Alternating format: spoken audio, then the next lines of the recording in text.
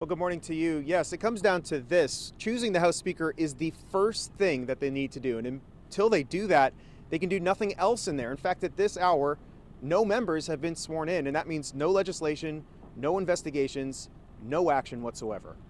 Well, it comes down to this. Choosing the House Speaker is the first thing they need to do. And until they select somebody, they can't do anything. In fact, at this hour, none of the House members have been sworn in, and that means no legislation, no investigation, no action whatsoever. Well, it's Groundhog Day. The House of Representatives is still at a standstill, with Republicans unable to choose a speaker after 3 more rounds of voting Wednesday afternoon. A speaker has not been elected. A speaker has not been elected.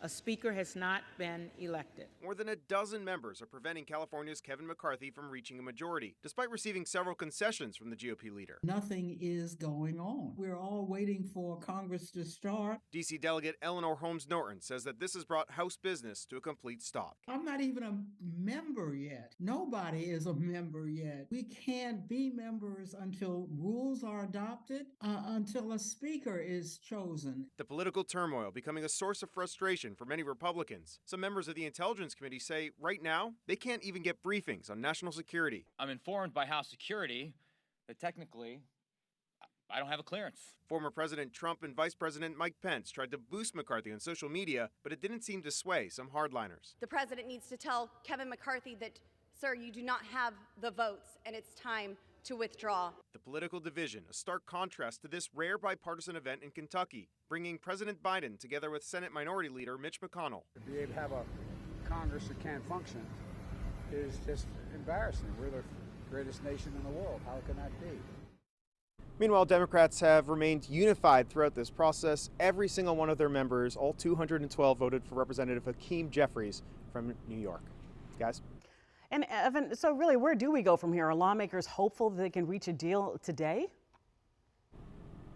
Well, that's the big question mark that everybody is wondering. Yesterday, after that failed 6th vote, they actually adjourned for what was expected to be a few hours. The plan was to come back into this building behind me at 8 p.m. to vote again. No deal was made, and so they did not vote. They decided to adjourn yet again. They're going to be back in here today at noon. McCarthy has told reporters there at the Capitol that he plans to keep talking, keep negotiating. But the question is whether some of his allies are going to grow impatient the longer that this goes.